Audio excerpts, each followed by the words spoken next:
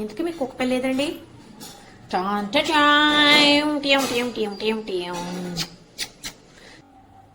ఏంటలా చేస్తున్నా? పోయి బెండకాయ పచ్చడి. అలానే ఆగాదు, ఆ క్యారెట్ సూప్ కూడా చెయ్యి.